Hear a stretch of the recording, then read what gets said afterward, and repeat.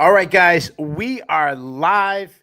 This is the Shillin and Duffy recap show, recapping UFC London, Evloev versus Murphy, Murphy versus Evloev. It is 7:40 p.m. on the East Coast. This is the kind of time I like to do a recap show. I am your host. My name is Keith Shillin. Joining me, I would say as always, but it has been a really long time since both of us were together on the recap show. We've done a lot of preview shows, but the recap, one of us has fallen out. But he, of course, is the senior editor of Sherdog.com, the great Ben Duffy. Ben, I got to give you props. What a night you had. I think you went 12-1 on the night on your picks, my man. Let's give it up for Ben. That was incredible, my man. Do you believe this guy? Do you believe this guy? Why, what? Like Keith just teeing it up. So there's no way. So I have to have had a better night than you, right? There's no way anybody could have went better than 12-1. That's not possible, right? Right off the bat, I'm going to jump completely out of order. My three biggest bulls of the night. Bruce Buffer said Derek Cleary's name correctly 3 times a night. Number 2 is going to be either Jean Silva or Mauricio. No, probably, yeah, it's going to be Jean Silva or, yeah, Jean Silva's probably your next featherweight title challenger. And number 1 bull of the night, Keith Shillin, who went 13 for 13. Yes, thank you. And even told me secretly off air, like, yeah, Luana Carlin is going to blow weight. So yeah. Technically Keith is 14-0. And fairness, that's not that hard to predict. Holy moly. All right, let's get right into it. We had an early card. We were in London. It was London. London, England. Hometown hero or countryman Lerone Murphy defending his undefeated record, took on Movsar Evloev. Evloev winning a majority decision. Ben, did you score it that way? I did not. I did not score it that way. And I mean, for all the fun we just had about having great nights of picks, this is something that we say over and over again. I would rather see the fight right and get the final result wrong. Same. Because, yeah, like it looks like I had a great night, but I picked this wrong. Like I thought Evloev was going to beat Murphy. I thought the whole fight was going to look like round 4 and 5, minus maybe the nut shots. But no, like I scored it a draw. I scored it 47-47. Yeah. And even that feels a little generous. Yeah, I think we're in the minority there because I also went with the draw. I gave Evloev the last 3 rounds with obviously the 9-9 in the 4th round because of the points deduction. I have no problem with the point deduction. I just did say like, oh man, when I got a guy chasing points, and that's the one they're actually gonna get a point deduction. But it's weird because I'm watching the fight and I'm like, the first round I gave it to Murphy. I'm like, it was really close, could go either way. And I'm sitting there and I'm like, am I getting influenced because I'm thinking a match standing on the feet favors Murphy, so I'm giving him a close round. Then he goes the second round and do the same thing. And then the 3rd round, I had Murphy cruising. I thought it was his best round. And then the last, 20 seconds, Evloev hurt him. Big flurry. I look over it. Murphy's got a big gash. And I'm like, oh, if you're going by damage and you're going by like the most significant moment of the fight, who was like in the most trouble, I said, I'm going to give him that one. And then obviously the last 2 rounds are pretty easy. Yeah. So I'm sitting there and I'm like, yeah, I could see a 48-47 if you want to give the 3rd to Murphy and you give the 2 close rounds to Murphy. And I'm like, I felt good with a 47 draw. I'm like, I don't think many people are going to draw. But I'm sitting there and all my notes, I had to change all my notes. All my notes were like, yeah, the like Murphy won, and that's what I expected was going to happen. But I'm like, did the better fighter win? Because watching them fight, I never felt like Murphy was better. Well, I feel as though Evloev was worse the first 2 rounds. Like that was as clear a case of ring rust as I can remember in a high level fight recently, because it just looked to me like Evloev woke up in round 3. Like he didn't get beat bad in round 1 or round 2, but somewhere in round 3, he just kind of woke up. He was doing most of the same basic things, but just all of a sudden looked sharper, looked crisper, looked faster. He hurt Murphy, significantly in the last 30 seconds or so. And then 4 and 5, Murphy started falling apart. Yeah, I actually think, and we should probably have a separate conversation about this, but if sure. not for the lengthy timeout and the point deduction for the second groin shot in round 4, I think Evloev might have just stopped Murphy. Well, there's a lot of things I want to get into Evloev's performance. There's a lot of things I want to pick apart, but yeah, I'm watching them. And the first thing I think of, like we're saying, oh, like how good he looked the last 2 rounds, and Murphy said to his corner that he sustained a hip injury, and I think obviously there's some truth to that, and some of that has to do with Evloev beating him up for those last 2 rounds. Yeah. So and media scorecards by the way overwhelmingly for the draw. Oh, that's good. Like 3/4 of them called the draw. I good. looking at MMA decisions. Yeah, Just as long as Drake Riggs didn't call for the draw. If he called for the draw, then the draw people are wrong. we love you, Drake. Yeah. So I don't know where I lost my train of thought.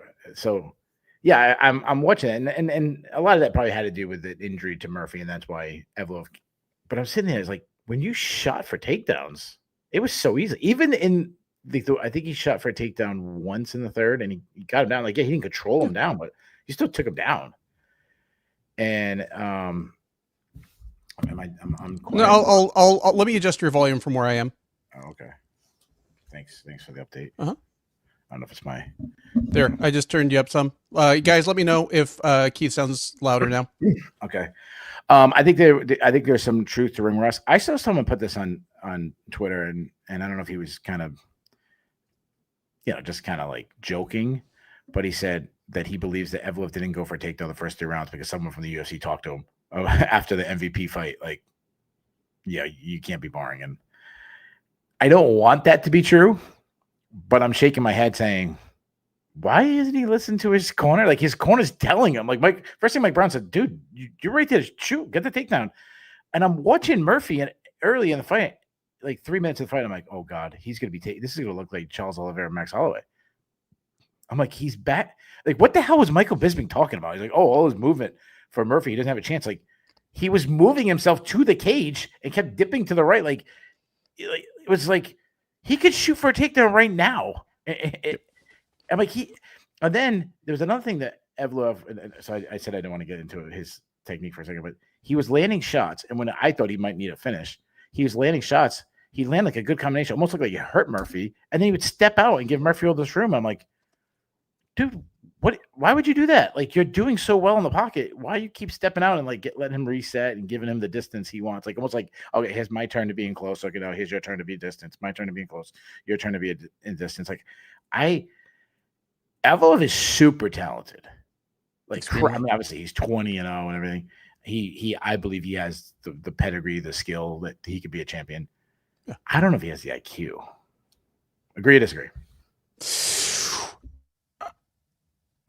If something stops him, it's maybe that. Because here's the thing. As you pointed out, he is as skilled a guy as there is in that division.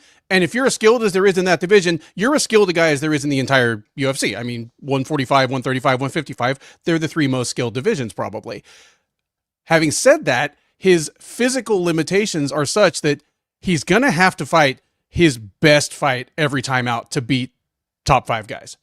Here, he didn't fight his absolute best fight, and he needed a little help to get his hand raised in the end. Like, I can't be the only one where when Buffer starts calling out 48, 46, 48, 46, I'm like, okay, yeah, Murphy won. Makes sense. That's what I thought. Yeah. I said, all right, everyone gave him the first 3 rounds. But no, I mean, 48, 46, that means they gave him 4 rounds. Yep. And I don't hate him getting 4 rounds because the rounds that I thought Murphy won were like, okay, like I'm leaning that way, but it wasn't like decisive. It wasn't like but that said, I still feel like he did everything to give Murphy especially the first 2 rounds. I feel like he did everything possible to give Murphy rounds. And you better not do that against Alex Volkanovski. No. I mean, I'll tell you right now, like, I don't understand what the first round has the same value as the 5th round, guys. It does.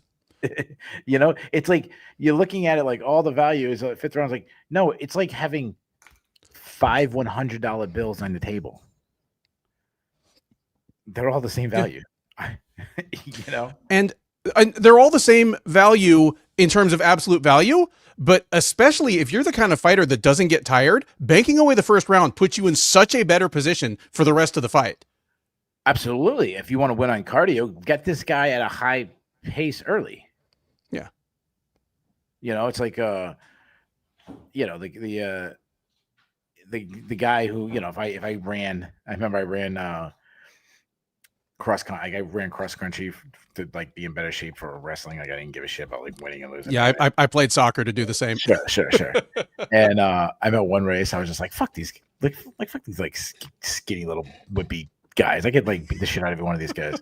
And I just like took off running way faster than everybody. I was like head of the pack. Yeah. And I think I finished like 20th. And by the end, like the first mile, I'm like, and then all these like skinny, like no muscle guys like pass me. And but if you're the cardio guy, you need that. You need a guy like me running to the head of the pack and go like what. But he wasn't doing that. He wasn't having Murphy work like that. No, he wasn't. I've got to jump on something here. Noah Burnett is on his Alex Jones conspiracy theory, and everyone's talking about Movistar getting warned about wrestling, about being bored, getting the mythical Colby conversation. No, here's your conspiracy theory. Okay. On Wednesday or Thursday of this week, someone walks up to Goddard with a big old envelope of money, and there's a note in it that says, if you can take a point from either fighter, you take a fucking point. Because a draw would have been the perfect outcome for the UFC here. They could forget both these dudes, make them fight each other again in 5 months, and give Lopez or Silva the title shot. I mean Silva, obviously, because Lopez has already fought. No, actually, Lopez might get another one anyways because they love him.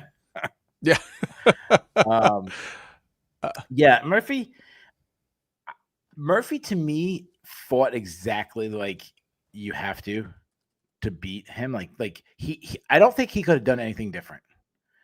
I think he put himself in the best position. Like that's the only way he was going to win. He was going to have to work from distance, land kicks, land like strikes from distance. A lot of his strikes, I thought the commentary team was like really silly. And his corner was doing like the Muay Thai thing going on. Like anytime he threw any strike that was even blocked, they were like, yeah, like kind of selling that he was landing more than he was. But I felt like he was so less skilled of the two fighters, but he is just intelligent. He put himself in a position to win.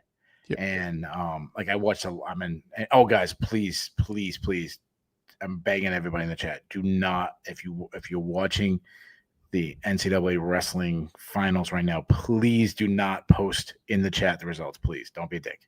I'm purposely not watching them. I'm not on Twitter. I'm not on anything. I'm gonna watch it tonight. It's like my favorite time of the year. Anyways, but in wrestling, there was a lot of matches where one guy's way more skilled. Well, slow the match down. Make it a low-scoring match, and that's how you beat a guy. That's how you steal wins. I feel like that's kind of what Murphy was doing. Like, yeah, I'll bank. Like, I don't have to hurt you. I don't have to knock you out. I don't have to bloody you up. But if you're going to give me rounds, this is perfect. Yeah. I'll bank rounds. I loved how it looked once Evloev started wrestling, because we both said on the preview, I wrote in the preview article, like Evloev being an undersized guy with great pace and cardio, his wrestling, it's usually never about securing a clean takedown. It's about starting scrambles that he feels come out to his advantage. And every time he tried to take Murphy down, like again, we didn't see many cases of him just landing in guard and there being the next 90 seconds of just guard work, but he would end up like on his back or would end up just in some stalemate position where it's a stalemate wrestling wise, but Evloev was punching him in the head. Like it just, everything started clicking once he started doing that. Yeah. If he wants to, I mean, he obviously, I'm sitting there saying, oh, he needs to do this. You guys 20-0. You know what I mean? So he's obviously having a lot of success, but he should look at Marab. He needs a Marab style. Marab is not always about, I need to take you down, I need to hold you down. Some of the best things that happen, especially in the fourth round, is he take Murphy down. Murphy starts working his way back to his feet, which is way more tiring than people think, just to be mat returned. Yeah. Like you do all this work and you get mat returned, you're like, damn, that's anybody who's ever wrestled and like worked your feet and got mat returned, like it crushes your soul. Yeah, like try doing burpees with somebody on your back. Like that's Yeah, what it's like. exactly. And no, but instead of fighting like Marab, he's fighting like a wrestling Piotr Jan. Yeah, Like where I'm just gonna kind of watch this fight for the first 7 or 8 minutes, and then I'll yeah, start fighting. yeah. I don't get it. Obviously, I know everyone's saying, oh, he's going to be injured, he's not going to fight, and that's been the knock on him. Let's say in a perfect world, he's turned the corner and he's going to fight, and he's going to fight. We'll say August. What's the betting line? And obviously, when I say he's going to fight, I'm talking about a fight with the current champion, Alex Volkanovski. I think Volkanovski is a moderate favorite, but not a huge one. Okay, so I think uh, at the top end, it's like minus 200 plus 170. The median might be more like Volkanovski's minus 180, of Evloev plus 145 or so. That zero in the column, I think, holds more weight. Again, I'm not some betting expert. I definitely am not a betting lines expert, as I constantly get get shit from the listeners that I'm terrible at it. I would expect Volkanovski to be favored, but that said, Volkanovski is obviously everyone's getting older, but he's up there in age. He's at the age where you expect to be a huge decline. We've seen him lose recently, with knockouts. We've seen him lose to wrestlers recently. Now, again, Makhachev is much different than the he's different than Evloev's, his style and everything, and his striking and everything. But that said, at featherweight, this is probably my favorite matchup since like Topuria.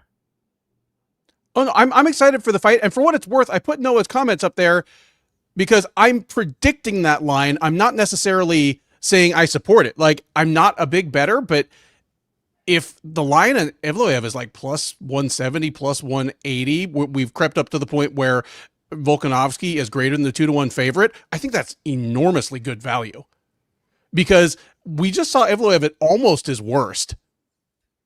And again, Volkanovski's at the point where he is probably going to slow down and get a little bit more vulnerable each time out. Like, yeah, no, absolutely. Yeah, like the end, the entire. I mean, there was a lot of people. I wasn't sure if Volkanovski still had it when he was fighting again for the featherweight title the first time against Diego Lopez, and there was a lot of people thinking he was shot and this is just like going to be a gimme fight for Diego Lopez. And then we were all like, oh my God, Volkan, like what kind of guy this guy is. Then he defends the belt again and he looks just as good the second time against Lopez as he did the first time. And it's kind of like he's I like a lot of people, and I kind of agree, like he's on borrowed time, like that ending is coming soon. Like it's like it's almost like a video game where you play like Tetris and the little blocks are falling, and then as you get higher up, that they start falling faster.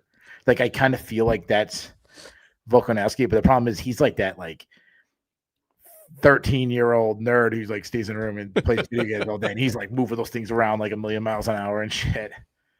I love I don't know, this guy's saying I'm not a betting expert. He said that's I'm not a betting, but I did go 13-0.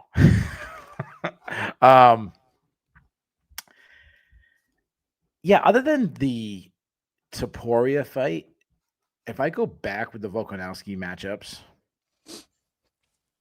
I mean, I'm more excited than him fighting Evloev than I was like the Korean Zombie and Brian Ortega and those matchups, like those like all Diego Lopez the second time. Diego like Lopez we just yeah. Where should the fight be? Does it matter? Yeah. Like Evloev just went to London. Should he have to go to Australia or Perth or like that area of the world? I don't know if he should have to, but here's the thing. There's no place they can really put the card that's advantageous to him. Sure. So it's Volk's either just going to... Volk's going to be a favorite no matter where. Sure, right, you can get some Russian people like you go to New York City, you can get a Russian crowd, but it's still going to be Sure. the most people. Like the Americans are rooting for Well, Volk. The well, most fans are rooting for Volk. we're going to get one of three things. It's either going to be just another default pay-per-view card at T-Mobile in Vegas, which, whatever. It's going to be in Australia or New Zealand, or it's going to be one of the cards they pack with Russians and stick in Abu Dhabi, which would be the worst of all possible outcomes. That might be where it's going to be. That honestly, that might be where it's going to be. And then I almost feel like bad for Volk. Like of course, he deserves it. And that's, I mean, Volk will still have a big crowd there, but it'd be a little more neutral, in Abu Dhabi. I think you might have picked it right, Ben. I think that's where it might be. And just like the line, just because I'm predicting it doesn't mean I support it.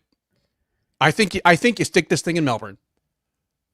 Because here's the other thing: we're getting closer and closer to the point where Volkanovski might just shock us all and like win a title fight and swing off into the sunset. You want that to happen in front of him. Oh, I want it to happen. Absolutely. Like I want Volk to win, especially him. Like the good guy of the sport. Yeah.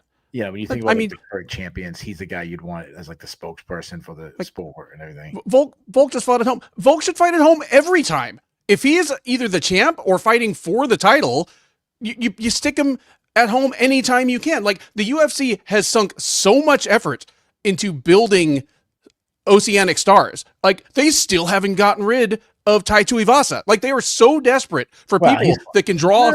He can't fight, but he's fun. Well, but I'm saying, like, if he was that bad a fighter from somewhere else, he'd be gone by now. But the UFC wants so badly to have people that can headline cards. I don't know. Austin Lane might disagree with that. Well, not anymore. I think a lot of people saying Lerone Murphy versus Gene Silva fight makes sense. I'm good with that. Because I don't think he takes that much of a step back. No, a lot of people think he won. Yeah, a lot of people think he won. A majority, at least of media people, think this should have been a draw. And if this was a draw... Oh, God. Well, let's do that hypothetically for a second. If you're the UFC and this fight was a draw, what would you have done? Would you run it back? What would you do? Would you make... you can't make Volk wait. If it was this exact fight, and just the judges had declared it a draw. It's exact fight. I probably make him run it back 4 or 5 months down the road, and somebody else gets a title shot in between. And again, that's maybe you throw the winner of Aljamain Sterling and who's the guy? Yusuf Zalal. Yusuf Zalal. Yeah. And incidentally, my next matchup for Murphy is the loser of that fight.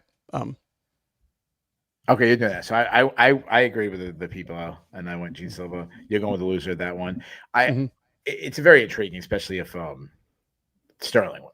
I think Sterling wins is more intriguing, definitely for a fight with Volk because they both were champions at the same time, and there was talks about like a super fight.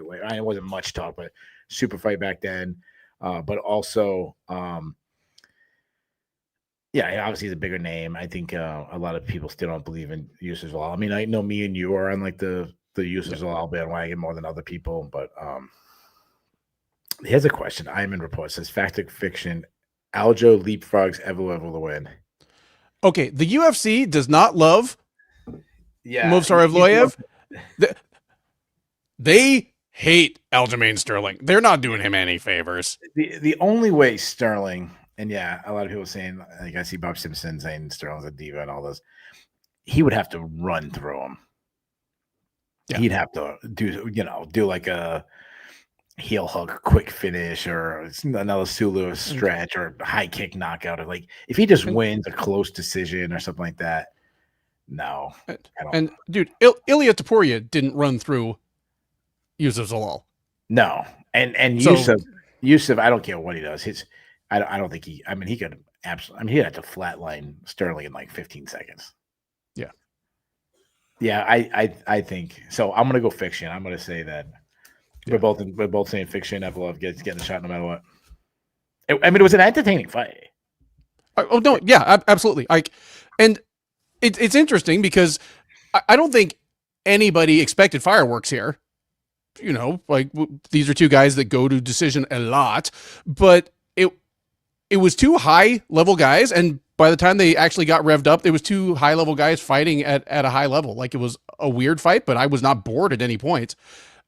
And it's such a contrast with the BMF fight we had just a couple weeks ago, where numerous people in our chat here, and either you or I, and definitely Dev, said, how different a fight would this be if Charles Oliveira had just thrown a few more punches on the ground in the midst of this complete domination? And then we had tonight where Movsar Evloev just throwing punches in transition while his opponent was fighting off takedowns really made a difference in those last 3 rounds. Like, just the little things, guys. Sure. Like, sure. There's no doubt about it that when we think about entertaining fighters, you should think of Movsar Evloev and not think of Charles Oliveira. Right? That's like the history of those two. That's what obviously I'm joking. I'm joking. Speaking of entertaining fighters, the new prospect coming out of the UK that the UFC is backing big, getting a co-main event. Luke Riley took on American Michael Aswell, with Riley winning a unanimous decision. Riley looked good. I don't know if he looked great, but he looked good. I mean, we both picked him to win. Yep. But after the win, are you believe in the hype? Cautiously, yes, because there are a couple things that I noticed.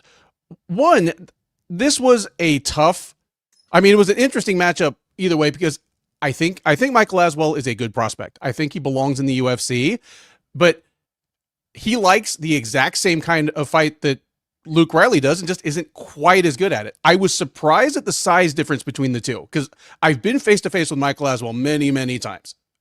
I don't think of him as a small featherweight, and Riley just looked substantially bigger. He looked an inch or two taller. He looked like he probably had 7 or 8 pounds of muscle on him. So that was surprising. I did not expect there to be a size differential. It wasn't fireworks. Like, there was never a point where I thought, oh, this guy's going to get the finish.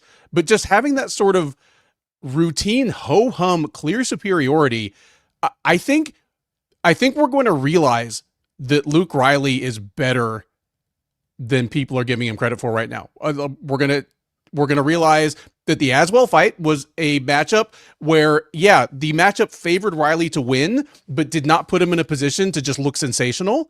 And as young as he is, and as relatively inexperienced, and just as kind of a disciplined performance as he put on, I could see him fighting somebody with a bigger name that is known as kind of a spoiler. I could see him fighting like a Julian Arosa or Joanderson Brito type, and just 90 seconds into the fight realizing that the other guy's only chance of beating Riley is to land some huge haymaker. Like, he already has a kind of a mature fight style. I am cautiously high on Luke Riley right now. Yeah, so there's some things I like. I mean, he got a lot of snap on his shots. Like, he definitely has some speed, some sting on his shots. I like his left hook. Like, he's got a real good tight left hook. He kept landing it over and over tonight. He kind of sneaks it in really well. He stays within himself, Yeah. There's a lot of things I like. That said, I'm kind of on the other foot on this one. The hype that this guy was getting, and I know they put him in the co-main event, he's in his home country, and then they were hoping for a big McGregor in Ireland moment where he gets a huge knockout and he gets on the mic. And I feel like we've had these type of guys before. And if he's that prospect, they're saying, oh, he's a special prospect. Like Conor McGregor, and I'm not saying this necessarily against Michael Aswell, but in this situation would have freaking, he would have starched him. He would have, when we seen him, we're like, wow, this guy's different. Ilya Taporia, these are the guys this guy's getting compared to. Yeah. When they came around, it was just yo, this guy's different. I think his ceiling is a top 15 guy. I don't see him as a future, headlining UFCs. I think if this guy was from Austin, Texas, he'd just be another guy on a roster. Good, a good guy. I mean, he would already be the best fighter from Austin right now. Austin sucks for MMA, but he would be Michael Jordan of fighting if he was from New England. So. Well, here's the thing I'd say. I actually agree with you. I might be a little higher on him in saying that I see him as a guy that could sort of spend a year or 3 in that 10 through 15 range as a fringe contender. But for me, for a newcomer at 145 pounds, that's pretty optimistic. Like my default answer when you ask me if any fighter making their, going to their first or second UFC fight is a future title contender at 145, it's almost always going to be no. Yeah. Yeah, this is a good point that Spraffron said about him, and I don't want to get too much of it. He does stay in range, and he brings his chin up. He got caught. He got cleaned in the third. He got caught really clean, like almost admiring what's working, and other guys would have put him out. So yeah, that's a really good point. I remember one right near the end, it was about a minute left. I was kind of like organizing my notes on there, and I was just like, putting down decision, and then I was like, damn, I almost would have to change my notes. It was somebody else because he as well didn't have the power to put him out. Before that, Michael Venom Page took on Sam Patterson. Michael Venom Page, who is the biggest name on this card still, won by unanimous decision. So I want to address something. So I said like Michael Venom Page should be in the co-main event and everything. I still feel that way. I mean, nothing changed. Like he's earned the co-main event. He's the biggest name. He's got a very good record in the UFC. He's got a very good record in MMA in general. It's like when we shit on a card and we'd be like, oh, on paper this fight sucks. I mean, this card sucks, and then it's just like becomes a blood and guts kind of. For example, a Mason Jones fight was awesome. It was. I still don't believe this fight should be on the main card of a numbered pay-per-view. Nope. I still think Charles Oliveira versus Max Holloway deserves to be on the numbered pay-per-view over them. So I don't know if I'm explaining myself well. Like the result doesn't matter where they should place them. I mean, there's times the heavyweight fight was entertaining as hell. That doesn't mean it should be the co-main event of the card. Agreed. So that said, I saw so many people saying like surprised that this is how the fight went. Why? When Michael Venom Page doesn't start somebody, this is what his fights look like. Now, this might be the worst one we've had of all of them, but they're around this same thing. And as he has gotten older, that's like starch ability. He plays it even more safe. He hasn't been knocking guys out in a really long time. And I saw someone, and I apologize who it was on Twitter. Someone responded to a tweet I said, I don't remember off the top of my head. And one of them said, well, against Bellator, you had a lot of guys that would, he kind of dubbed Bellator saying lower organization. And there's some truth to that, some not truth, but saying like they would charge at him like winging punches and leave themselves extended, where guys in the UFC is not doing that. Sure. So, yeah, that's smart to not do that, but also like this fight sucked. Patterson should get some blame for it too. Agree. And here's the thing, and I've probably given my rant about Michael Page before. He's one of the first people I interviewed when I worked at Sherdog, and it made me a fan of him because the thing about him is he is honest, and he's honest about his strength as well as his limitations. He's not like a boast and brag guy. He's not falsely modest about anything either. Nope. And I remember when everybody said, oh, he should, when he got to the UFC, everyone was like, oh, he should fight Stephen Thompson, like get the two like lanky karate guys. And Michael Page was like, I mean, book it if you want, but understand it might be a boring fight. It might be even worse than this. Oh, it'd be horrible. Here's the thing. I think they would slap high fives with each other more times than they would actually hit each other. Like someone threw a kick and they'd be like, "Oh, you didn't hit me with that high five." Oh, I mean, the most entertaining thing about it would be hearing the UFC announcers trying to convince us that we're seeing this incredible high-level chess match. Yeah, when these two guys are just like laughing and smiling at each other, like doing a lot of hand fighting, like just basically, slapping high fives. No, but here's the thing. This has always been Page. Yeah, a few guys like, Dave Rickles and Shinsho Ansai have like run straight at him, but he might be the number one fighter in all of MMA history in the disparity between his highlight reel and any random 5 minutes of one of his actual fights. So when you hear somebody's take on Michael Page, you can tell real quick whether they've seen his highlights or have actually watched all of his fights. That's right. That's Michael Page. And I say that as somebody who thinks he's awesome. I interviewed him for almost a week straight for the Paul Daly one. And everything you're saying is the same thing. Like I talked to him off, seen him around. When you go to Mohegan Sun, it's a very small place. Like everyone's always around. You just keep I have a relationship with the Bellator guys because they always have Mohicans on and they're always there. You just run into these guys all the time. And yeah, I mean, I remember before his personality with the whole like Pokemon thing, and I'm like, I don't know, this guy's not really my kind of thing. He's fun and like he's incredible talent, but not really his style. Then you meet him, and I'm like, yeah, this guy's freaking awesome, dude. Like same thing. Like he's a really good dude. But I don't really want to see him fight anymore. Like, and some of it has to do with his style. Like he wants to counter strike, which is fine. You can be very entertaining with counter striking. The problem is he doesn't want to counter the first initial shot. You see him; he'll stay in that like waiting for you to come, and then as Patterson stepped forward, he would bounce another step further back because he doesn't want to counter the first one. He wants to counter the big long combination you throw, and you overextend yourself, and then he catches you on the second and third punch you throw. Yeah. He picked it up a little bit. I mean very little bit when the referee kind of got on him a little bit. That said, the dude's still 4-1 in the UFC, and the one fight he lost was a very close fight that a lot of people thought he should have won. I don't. I thought he clearly lost. But and the last two people he beat were at least borderline like top 15 talents. Like Jared Cannonier is slipping, but he's still like a borderline rankable guy. And Shara Bullet is a kind of another guy floating at the edge of the rankings. Like he is relevant in this division, even if like his fights have not delivered the fireworks that again, you might expect if you knew him mostly from his Bellator highlights.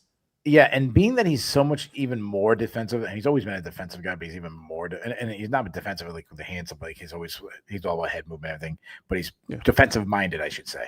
Yeah. As he ages and everyone says, oh, he gets older and he's so explosive and that matters. And it does. Obviously, he's all about timing and this and that.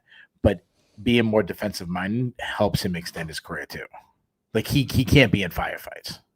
No. I seen people calling for him to get cut. There was someone saying that Dana White walked out of the building. I don't know how true this stuff is. But if he gets cut, it's not going to be because of a couple of lukewarm in-cage performances. It's going to be that he started mouthing off about what the Zuffa boxing guys were getting paid.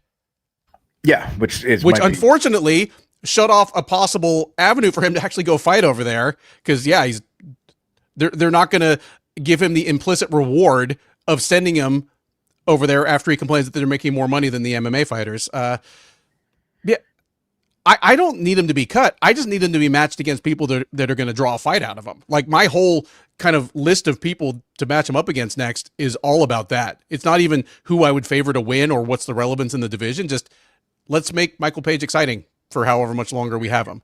I don't know if there's many people out there that is. I mean, you have to be someone who's willing to freaking go out of your shell. You're a Korean zombie type where you're like, I'm going to swing for the fences and or Mason Jones type, or someone who's just going to press at him and wrestle heavy.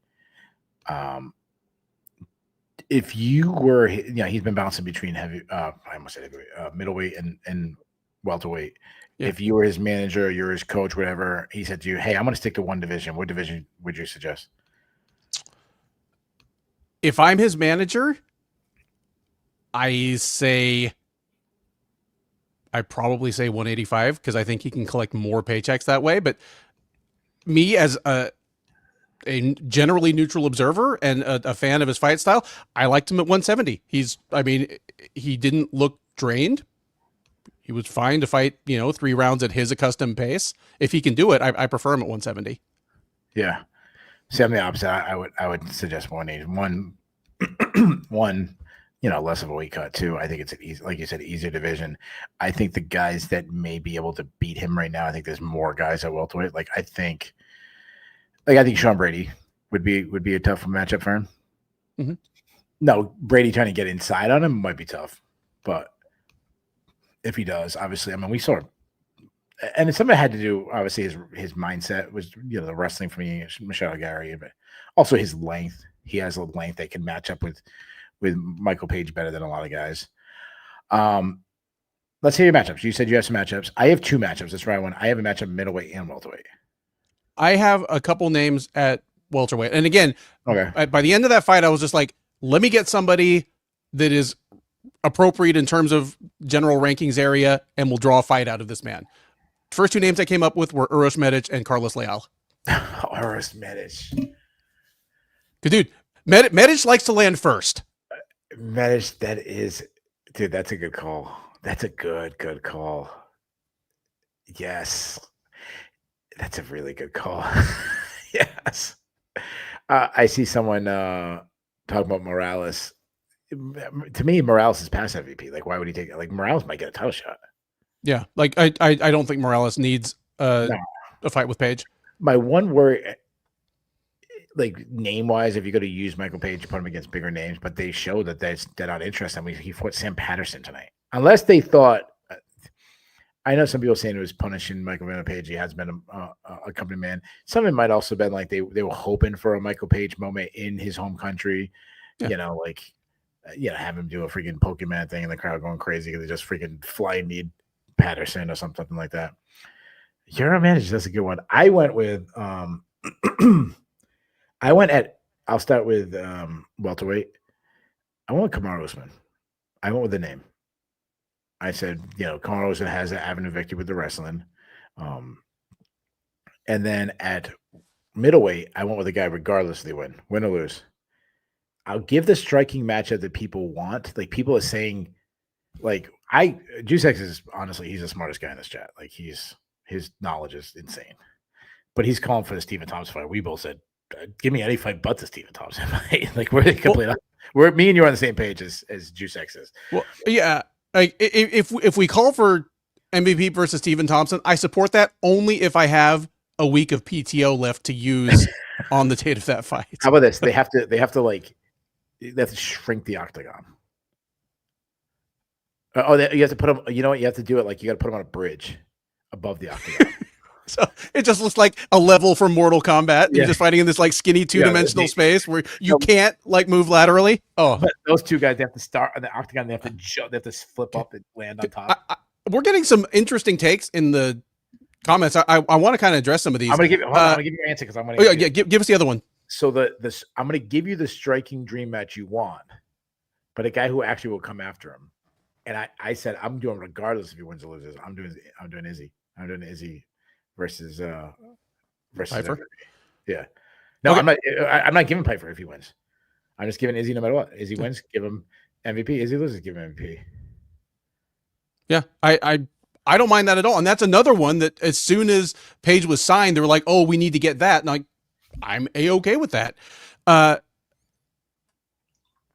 Morales doesn't need the fight, but could he win it? Oh, I would favor Morales. He has the kind of power to seriously punish any tiny mistake by MVP. He's shown offensive wrestling, like just developing in leaps and bounds. So he tries, whether he succeeds or not, he tries a couple times to take MVP down early. That changes the whole complexion of the striking. I would, off the top of my head, I'd favor Morales pretty comfortably against him. I agree with everything you said. I don't know if I would favor comfortably. I don't know if I favor anybody comfortably over MVP because of his styles can be so tricky. The guys I would favor comfortably probably is not Izzy. Makhachev. I would favor Makhachev because I know he's going to go to his tools. Yeah. Like he won't be stubborn. But he's the only one I would feel like should be a huge favorite against him. Everybody else, he's tricky. He's definitely a tricky out. But he's also a guy that, because of his volume, had a fairly close fight with Sam Patterson, who did pretty much nothing offensively. Yep. And it was still he lands one or two big shots. He steals 2 rounds and he wins. Yeah, like Patterson tried as hard as he could to lose this fight, and still almost won. Yeah. Yeah. You know what I felt like I was watching? I felt like I was watching elementary school basketball. Elementary school basketball. The final score was 8-2.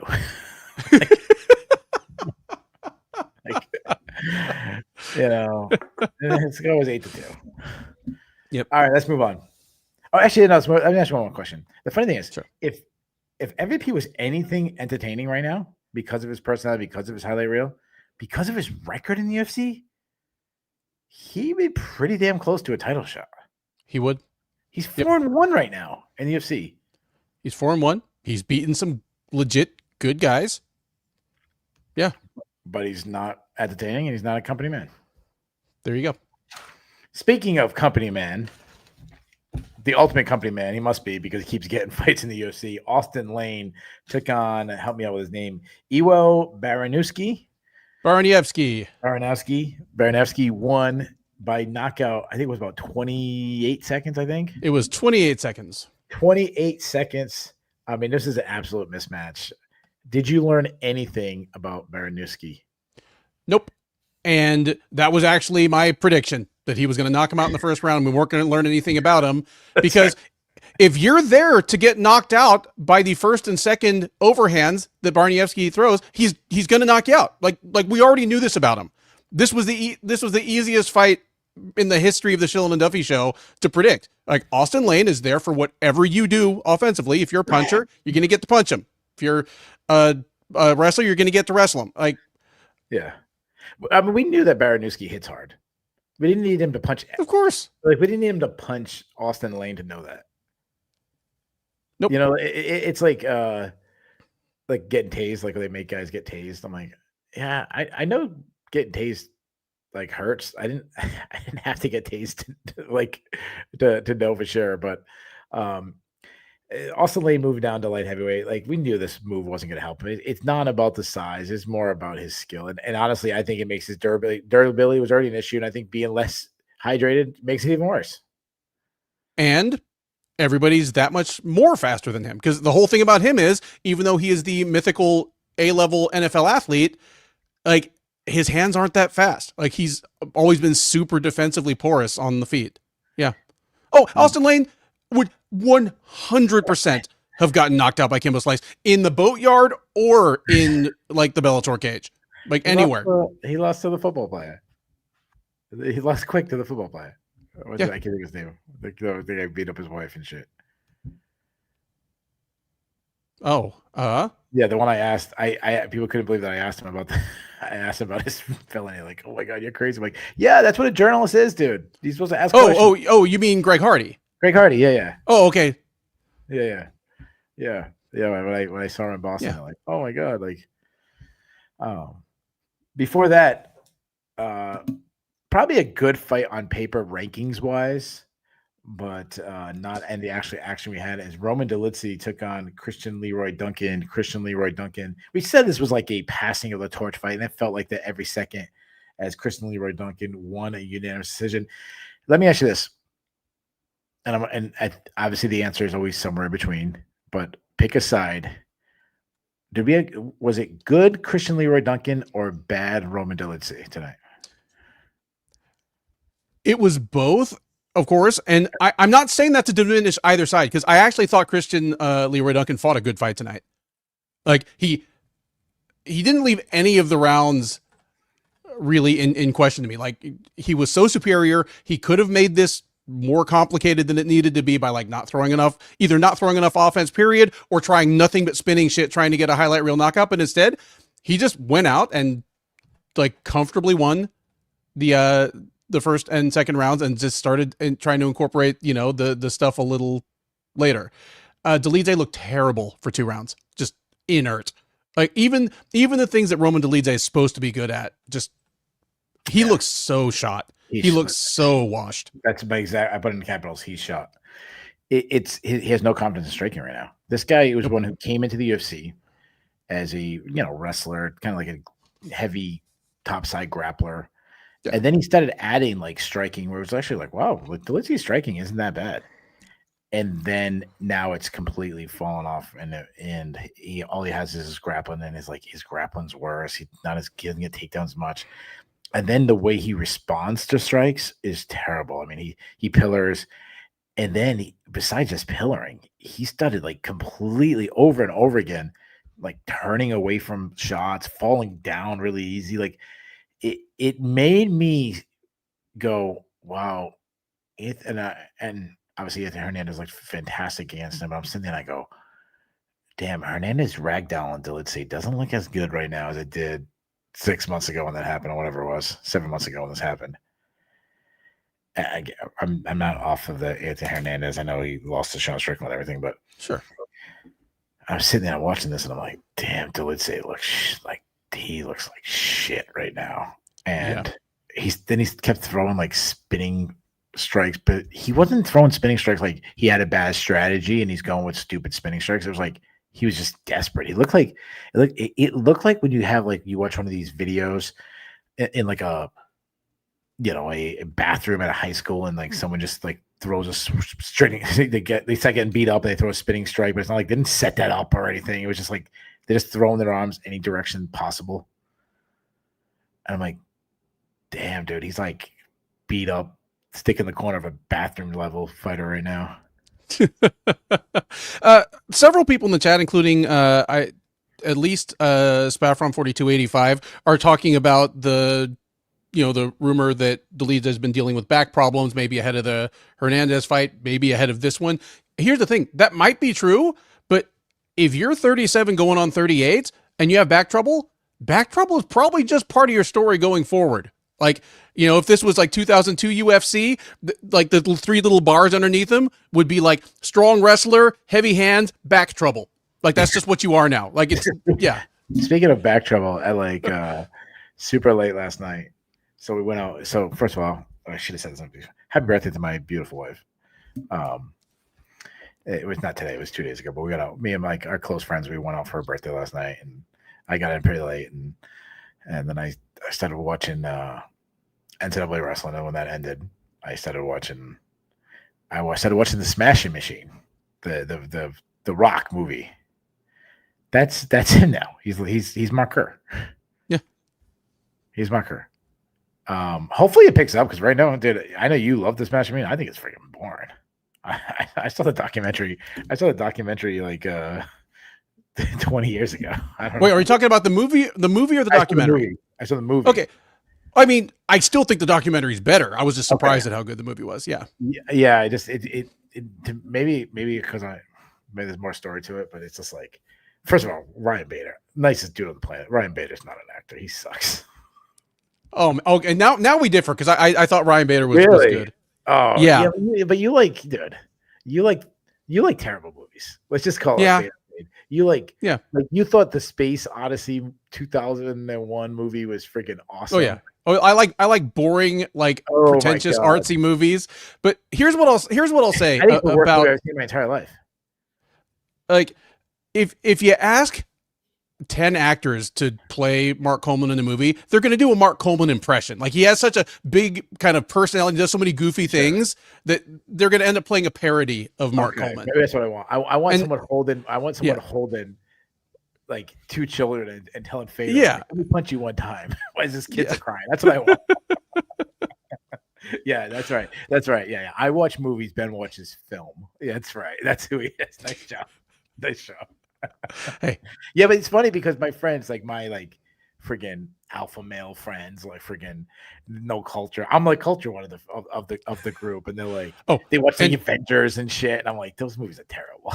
And dude, I'm the meathead of like my friend group. Oh, I could imagine. I remember I watched it because I was like, oh, this is like ranked top 10 in like AFI, and it was on like suggest. I'm like, let me see it. I'm running on the treadmill watching, and I'm just watching a guy float to outer space for 25 minutes. I'm like, what the fuck? I'm like, oh, this movie came out in the 70s. These guys were all mushrooms and shit. This probably was dope back then. I'm like, I'm sitting there watching. I'm like, I'd rather watch a Michael freaking Venom Page fight right now than this. Duncan. I don't think it was a good showing from him. Like, he got taken down and rode out for like the whole third period. So I've been watching too much wrestling. Third round, and like he should have finished him. Like Delite was there to be finished for the first 10 minutes of the fight. And if you told me 3-4 minutes into this fight that this fight was going to go 15 minutes, I'd be like, no way. Like, yeah. I still think Duncan's athleticism, the way he cuts angles really well, is a problem for a lot of the division, but I don't know. I feel the same way I feel about Riley. Like, yeah, okay. I mean, I understand where you're coming from with that, but there's a huge difference just in the divisions in which they compete. Like, Sure. Yeah, 100%. That like that's why I feel better about Duncan because yes, like as well as a title contender if he's a middleweight. yeah, like I have as well Riley. Riley's yeah, like I have Duncan down for my matchup. Give him the winner of Pyfer Adesanya, and if he beats that guy, he's on the short list for a title shot. Oh wow. Oh, I went way. Well, I didn't go way. I went with Rene Derrida. I'm giving Rene Derrida, and I don't think that's that much lower. I mean, no, it's not lower, but it's like a one path to the title shot, one's path or like if you're on like a road, like one's going like over the bridge and the other one's like on the other side of the bridge, like no, don't jump. Like no, I'm walking. Like why are you on that side though? You know. But I would put it like a prelims of like a loaded numbers card. Like I wouldn't give him like a fight night main event or anything like that. I know I saw people talking about Derrida at 205. That very well might happen too. So before that, Danny Silva took out Curtis Campbell by second round TKO. Ben, I think this was our best. This was a consensus upset pick. It sure was. This was probably not even just the best consensus upset pick, but this is our best call just in general, how we picked it. Yep. Campbell was a big favorite, and we both were like, why? Like, best why should pick him? Yeah. Just and it's obviously to pick a fight, you have to watch tape on both guys. Like there's nothing worse than a UFC betting expert that you can tell like they're looking at stats, not tape, because stats is quicker and easier to look at. There's definitely none of those guys out there. There's definitely not somebody on TV that goes, well, 37% of the time, the underdog will win by submission. Yeah, like, but so I'm going to sprinkle on that one. Sprinkle. But some things you could gather just from looking at the raw kind of records and stats. One simple thing. Danny Silva was easily the best fighter Curtis Campbell has ever fought, 100%. And the opposite was not true. Campbell might have been like the third or fourth best guy Danny Silva had ever fought. And on top of everything else, I was like, Silva's going to be bigger, bigger, more tested, and comfortable in the kind of fight that Campbell was probably going to want. Yeah, this one had upset written all over it. Oh, this might be a reason, because obviously this place, they're really popular. I didn't know this. Porter Bain said that MMA On Point did a big piece on Campbell being the next big thing in the UFC, partly because he came through the promotion they commentate for. I didn't know that, so that they have a lot of things. But the biggest thing is, besides tape study, dude wears glasses. Like, how good of a fighter can he be? Wear them in the cage. I mean, Charles Oliveira wears glasses in general. No, his problem is he wears glasses like the red stapler guy from Office Space. Like he's farsighted, so his eyes look just all big. Like, it's like when you're in the military, they have you're supposed to be like shoot to kill, but then they give like anybody who wears glasses these huge, and I'm like, yeah, it doesn't really work as much. No, like you can't just give them contacts like. Like not like you want to make these guys like killing forces, like give them contact, make them colored contacts, like because their freaking eyes are yellow and shit. And I'm like shoot to kill. Like, oh, there you go. You know what I mean? Yeah, not these big brown glasses. Yeah, yeah. I to me it was when you break down this fight, it was simple. Yeah, at distance, Campbell was winning because of his he was throwing kicks. In all the way close to where they were wrestling, Campbell was winning. Mm-hmm. In the mid-range, to the pocket, to mid-range, Silva had his way. Once Silva discovered that, he was on him, and Campbell gassed himself out a little bit. You started to see him fading a little because of the wrestling, and then Silva would they get an exchange. He worked to get a takedown, and Silva would get out or reverse it, and then he went in and he started just burying him to the body, and then body shots, the body work set up the knockout. Yep. It was like boxing 101. It was beautiful. It really was. But we both think a little higher on Danny Silva. I think he's good. Yeah, same here. Let's move on, because this fight was fucking awesome. Mason Jones took on Alex Sola in a absolute blood. It's one of those. I remember when I started my MMA website way back in the day, the MMA Takeover. We like got someone to do a logo, and one guy's like, "Yeah, we want blood on it," and the guy just like put too much blood. Like if you were like doing an MMA movie, like the Smashing Machine, and you're doing it, you'd be like, "All right, guys, we don't need that much blood."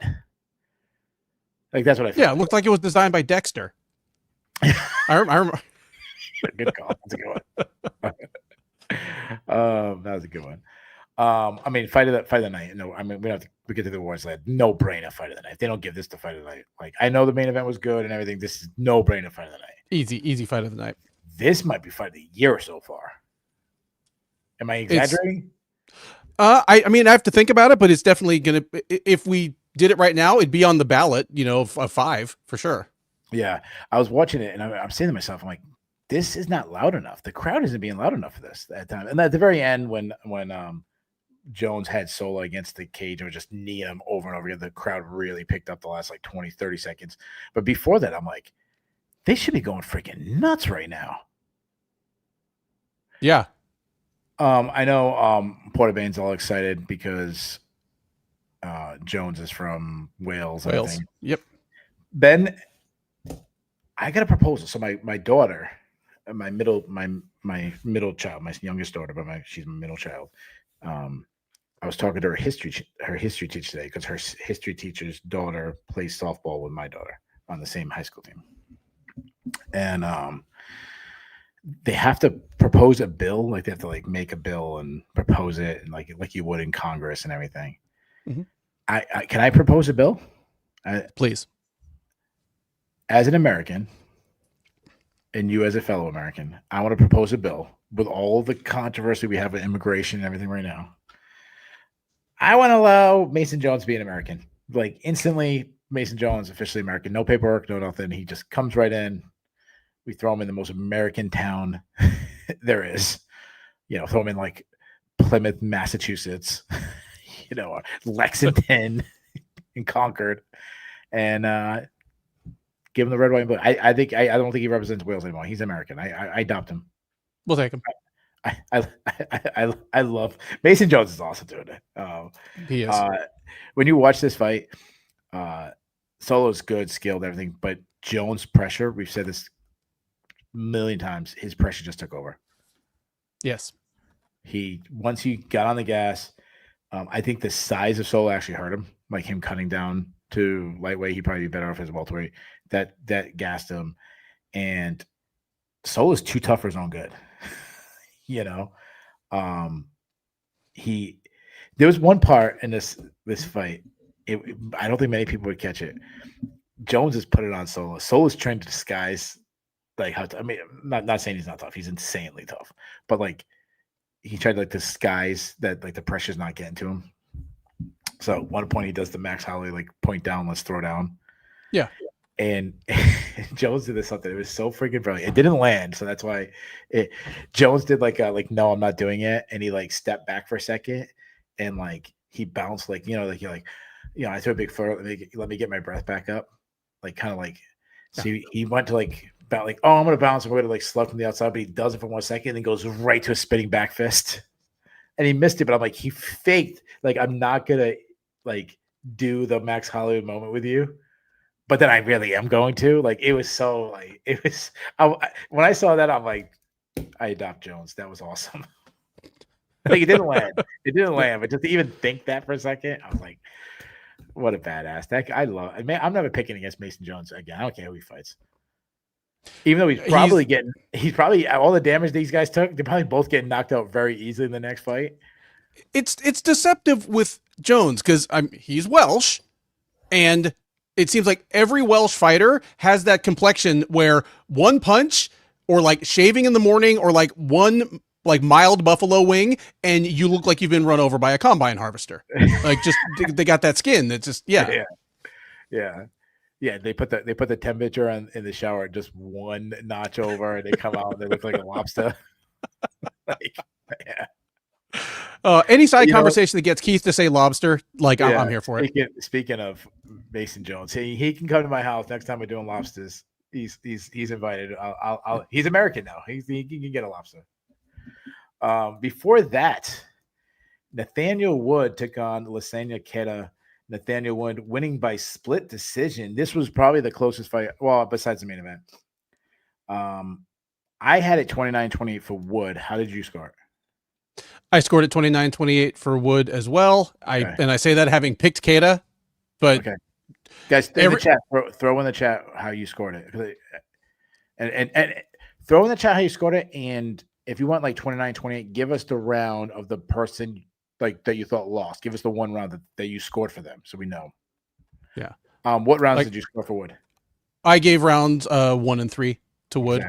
Exactly. That's round 1 was competitive. Like, I'm not mad at someone who gave Queta the first 2 rounds, but I gave Wood the first round. I thought the third round was pretty obvious. So yeah, I gave Queta the second round. I'm not completely off his bandwagon because you and I both said Wood is super underrated. I said coming into this, the dude is 5-1 in maybe the toughest division in the entire UFC.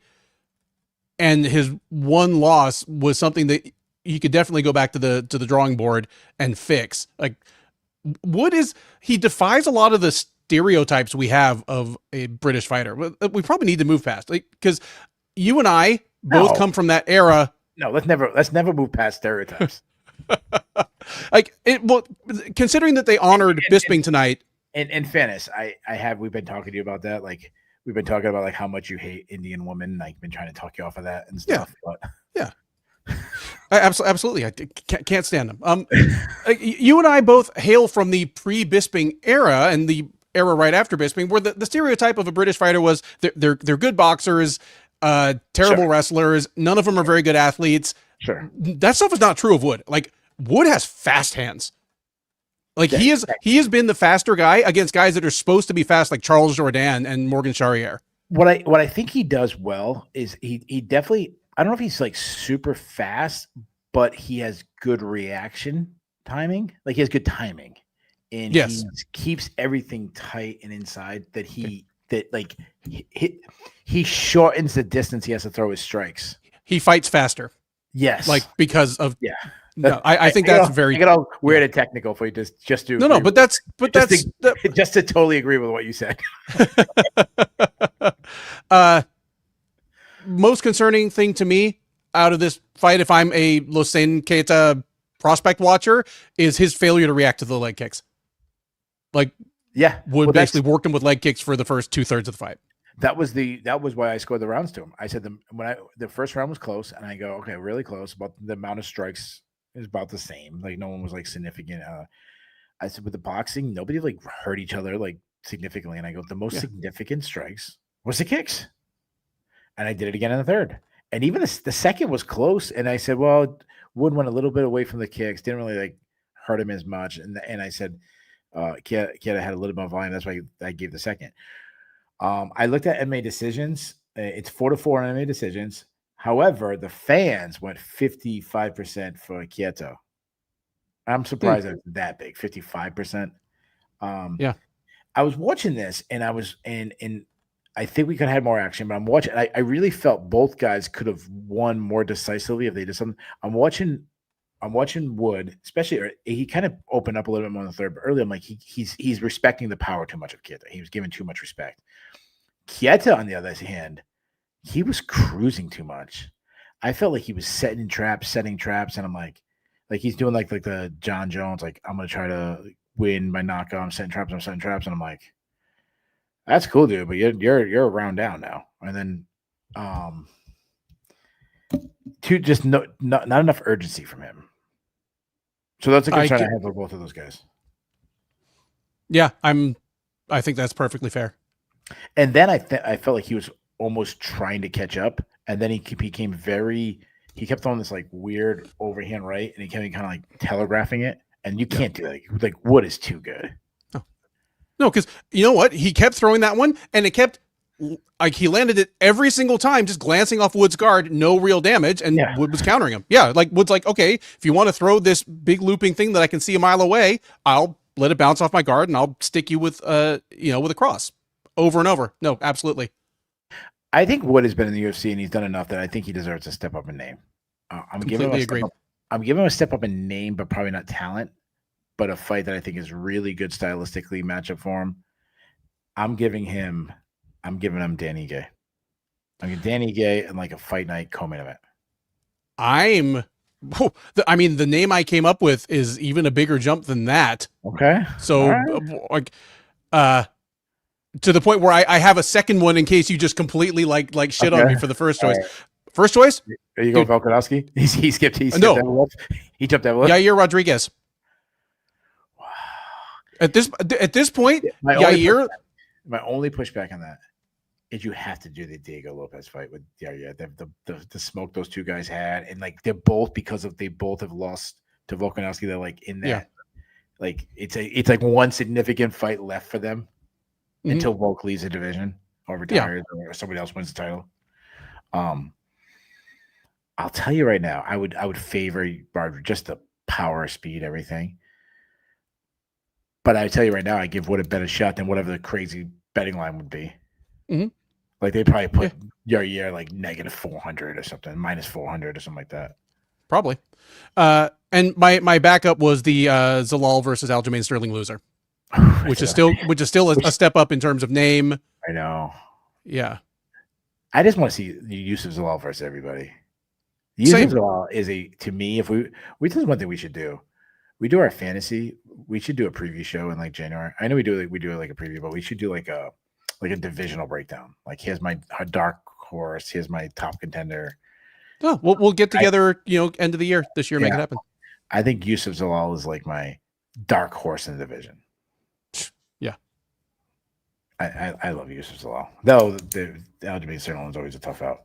All right, guys, it is everyone's favorite part of the show. This is when we stop talking about MMA, even though we might go a little MMA tonight, but we got to go with your host question. If you have any ones you want to throw in there, maybe if we have time, we'll get to. It's a little earlier in the night than usual. If you got a good one, maybe we'll answer it. But Ben, you had a question to ask, and we'll throw it out the chat. I think this is one the chat would like, and I'm interested in know what their answers are for themselves. But give us the question.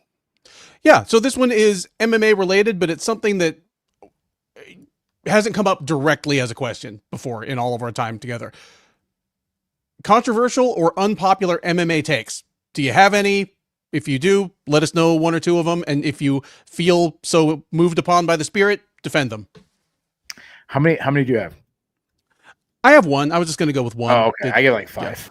But they're ones you've heard me say before. So I'll give you a couple, then I'll let you jump in, then I'll jump in again. All right. One I've always said. In general, not always, but in general, Brazilian Jiu-Jitsu is overrated because everybody has gotten pretty good at it. That's why it's rare to see submissions. And a lot of submissions we get is because of damage done, not just super slick submission person. Sure. That's my number one. Again, I'm not saying, and I'm talking about MMA. I'm not talking about in the streets. If you train jiu-jitsu, you're definitely way better chance of winning a street fight than somebody who doesn't. It's good for everybody. Like I'm pro jiu-jitsu. They do jiu-jitsu at my son's wrestling team. I don't coach the jiu-jitsu. I do wrestling, but okay. Another one you heard me always say. The UFC should always, in every matchup, every card, when they can, they should cater to the casuals. Never cater to the hardcores. You've already won them for life. My third one, another one.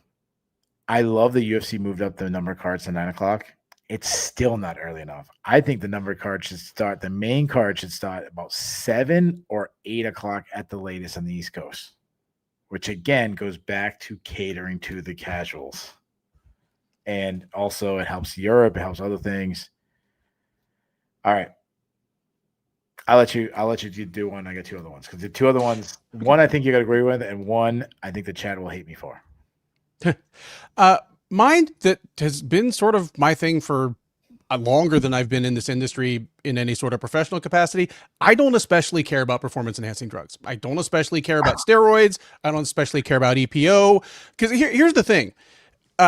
when the UFC first got on with USADA and fighters started getting caught left and right and suspended and stuff, we lost a few like ridiculously over muscled brick shit houses out of the UFC. But what we really got was we got a lot more injury withdrawals because most of your steroids, their net effect is helping recovery for minor injuries in training camp. Same when they banned IVs. Like, yes, IVs made it easier to mask drugs that I don't really care if they're banned anyway.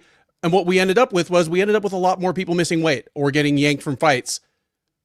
Like, if you've been a fan of the sport for 10 years, like, go back on Sherdog to any numbered UFC card 10 years ago, or look at any month of the UFC and see how few weight missers there were, how few fight week cancellations there were. Sure. And I guess my main thing is I don't have a moral issue with it. Like, I don't want a clean sport, whatever that means. I want a fair sport. Like, back when John Jones was, if everyone can do it, then it's fair. Right. Like when John Jones was blowing PED tests and relinquishing the belt and getting yanked from pay-per-views, I wasn't mad at John Jones for cheating. I was mad at him for being bad at cheating. It's like, you're one of the best paid fighters in the sport. You're the best gym in the sport. You have access to nutritionists and injectionists. Sure. Like, of a higher level than basically anybody else in the sport. How do you keep getting caught? Like, it's not about clean versus dirty. And here, like, take a look at a stick and ball sport. Like, say, look at the NFL. They're not looking for clean players, whatever that means. It is a constant arms race between the testing, like the allowable limits, and the fighters or the athletes. Like, it's like crime. Like, the crime is always we got technology to stop them. They have different ways, and we got another technology to stop them. Right. They come in different ways. Yeah. Like, because fighters blow test left and right because of supplements. Because the maker of a supplement wants to sneak as much of the testosterone precursor in there, like the DHEA or whatever precursor they're using. They're trying to sneak in as much as they can so that it actually works, and people buy their jar of protein powder. So they're trying to get as much in there as they can that their clients, the fighters that take their stuff, don't start blowing tests. Like, the tainted supplements thing, it may or may not be an excuse in your opinion, but it's absolutely a real thing that happens. It's not tainted. It just has more of substance A in it than the label maybe says. Like, so I don't especially care about steroids as like a moral issue. I think all fighters should have to pass the same tests, but yeah, I'm kind of there are people whose opinions I respect enormously in general and on sports and combat sports topics. Like, hell, our editor-in-chief, Mike Fridley, like my boss, when you ask him who's on his MMA Mount Rushmore, just ask. Okay. When you ask him who's on his MMA Mount Rushmore, anybody that's blown a PED test is not on there. Like, John Jones is not on there. Anderson Silva is not on there, even though Silva only started missing tests when he was in the twilight of his. And George St. Pierre on that. And if you don't think George St. Pierre was taking steroids in a heyday, like, come on, dude. Yeah. Like, and he hates St. Pierre, and St. Pierre's like, but so, like, come on, he clearly. Of course. Yeah, of course. But GSP approached it like a professional athlete, full stop, not a professional fighter. Like, he cheated the way a basketball or hockey or, NFL player would. And we're speculating. We're not calling George St. Pierre a cheater, but no, I would be surprised. Yeah, I mean, I go back to like the baseball, the home run race with Mark McGwire, Sammy Sosa. You cannot tell me that wasn't the peak of baseball. Everybody loved baseball back then, and Barry Bonds and all that, and the home runs. Steroids saved baseball from like everybody jumping off ship after the strike. Absolutely. And Roger Clemens all steroided up, and all these guys. Come on. And not to mention how many people are in the Baseball Hall of Fame who did steroids and just didn't get caught. Like, like, you're gonna tell me Jim Thome didn't take steroids? Yeah, right. Okay, sure. Yeah. Mike Piazza didn't take steroids. Derek G. Yeah, okay, sure. Yeah. Ken Griffey Jr. Yeah, look at him in the Mariners uniform, then see him when he was on Cincinnati. Sure, he didn't do steroids, right, guys? Sure. No, it's a slightly slimmer version of the Barry Bonds transformation. Yeah, Yeah. you just like him because he's junior. He's like the fun, Yeah. backwards done the bat in practice, and Yeah. he's not an asshole like Barry Bonds was to people. No. He's likable and No, Ken Griffey Jr. was the equivalent of a fighter that still has a nickname with like kid or young in it when they're 36. Yeah. He's like That's right. That's right. I like this one by John Butterfield. He says, my main one is the UFC should stop loading international cards with local fighters all the way through. I totally agree with that. The like people in London, they should get 1 or 2 for like local fighters. Like it's like good for you. You got to the UFC, but why am I paying UFC prices to see the people I can see fight? Like I've been seeing fight the last 5 years. Like bring in the stars of the UFC. Like I think good. I think that's a good point. And I always feel bad for like international. You don't get as good of a card. Portabanes goes. I don't think this is unpopular. Gymnastics is a great basis for gymnastics. Great basis for. I think I'll go further than that. Gymnastics is probably better base than BJJ is. Like him now, you can learn a gymnastics person can learn BJJ. Like if you're 25 and you did gymnastics, yeah, are you going to become Gordon Ryan? No, but you can learn enough BJJ to get through. But if you're some kid who did BJJ your whole life and now you want to try to learn how to get athletic and do gymnastics, just no, not at 25. You ain't. Oh, I mean, you go back, you picture Kazushi Sakuraba against Hoist Gracie, the flying cartwheel guard pass. See, he beat jiu-jitsu with gymnastics right there. That's right. That's right. And then Hoist came back and beat him with steroids. That's our whole conversation, like wrapped up in like one rivalry. That's right. That's right. I'm trying to see if anybody else has any other go. People got real big into the obviously the steroid talk, and I'm trying to find any other ones that people had hot takes. I'll give you. Lance Armstrong was framed. Yep, but people joke they all hate on Lance Armstrong afterwards. But did anybody ever watch cycling until Lance Armstrong, or before or after? No. No, it took steroids to make Americans care about that lame ass sport for a minute. Yeah, I'm gonna give you one that I think you will agree with, and I'm gonna give you one that you're probably gonna fight back on. You might not fight back on, but the chat will definitely fight back on. All right, I think Paramount, wherever they go next, wherever, bring back the old gladiator entrance thing and the face the pain. I don't give a shit. I know Luke Thomas doesn't like it and all this. Like they're miserable about everything. Like I got juiced up when that face the pain played and the gladiator guy. I think it was good for the sport. I bring that back. And my other hot take, everyone keeps arguing for more weight classes. I think it's the opposite. We should have less weight classes. I think the weight class should be every 20 pounds. Are you playing face the pain? No, I'm playing the gladiator intro. Oh, are you? I can't hear it. Yeah, it's not anyway, working. Sorry. Oh well. I get it in my head though. But if you had, so right now we have 8 men's weight classes. I think it should be 125, 145, 165, 185, 205, and heavyweight. I think more weight classes, they dissolve the division. They dissolve talent. Talent dodges people. They go different ways. It's like wrestling. High school, in junior high, there's like freaking 25 state champions. Then it goes to high school, down to 14. Then NCAA goes down to 10. International goes to 8. And then you get down to the Olympics, only 6 people. That's why it's more like prestigious, and they have to wrestle each other. That's when freaking Bo Nichols has to go against David Taylor if he wants to make the Olympics. Yeah, there's a surprising amount of support for that. I'm fine with it as long as we don't do away with so many weight classes that Portia can actually make good on her threat to fight me. You know, as long as there's some gap between 105 and like 195, I'm okay. Yeah. So just don't go back to the pre-unified rules when the UFC was just under 200 pounds and over 200 pounds, and I'm fine. Yeah. And I think this should be draws. I'll give another one. I don't think it should be draws. If fight ends in a draw, fight another round. Like, if it's 5 rounds, okay, you're fighting 6 round. It is what it is. Don't get me started. Like things, if we did like changes to do in wrestling, I'd be doing an hour and a half. Did you? By the way, have you been watching any NCAA's? Just following headlines and highlights. Okay, all right. Is not like I can spoil something for you?